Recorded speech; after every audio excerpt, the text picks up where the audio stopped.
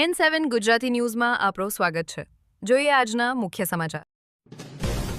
ડભોઈ આગામી રવિવારે શિવભક્તોનો પવિત્ર તહેવાર મહાશિવરાત્રી અને 19 ફેબ્રુઆરીથી મુસ્લિમ બિરાદરોનો પવિત્ર રમઝાન માસ શરૂ થઈ રહ્યો છે। આ બંને ધાર્મિક પર્વોની ઉજવણી ડભોઈ શહેરમાં કોમી એકતા અને શાંતિપૂર્ણ માહોલમાં સંપન્ન થાય તે હેતુથી પોલીસ તંત્ર દ્વારા એક મહત્વની બેઠકનું આયોજન કરવામાં આવ્યું હતું। પોલીસ અધિકારીઓની ઉપસ્થિતિમાં માર્ગદર્શન વડોદરા જિલ્લા ગ્રામ્ય પોલીસ અધિક્ષક સુશીલ કુમાર અગ્રવાલની સૂચના મુજબ અને ડભોઈ વિભાગીય ડીવાયએસપી આકાશ પટેલના સીધા માર્ગદર્શન હેઠળ ડભોઈ પોલીસ સ્ટેશન ખાતે આ બેઠક યોજાઈ હતી, જેમાં ડભોઈના પીઆઈ જે.એમ. ચાવડા દ્વારા બંને સમુદાયના આયોજકો અને અગ્રણીઓને જરૂરી સૂચનાઓ આપવામાં આવી હતી। કાયદો અને વ્યવસ્થા।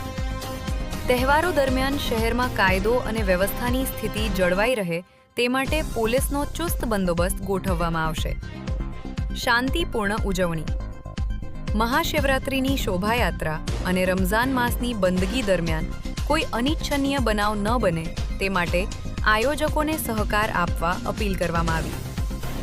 કોમી એકતાનો સંદેશ।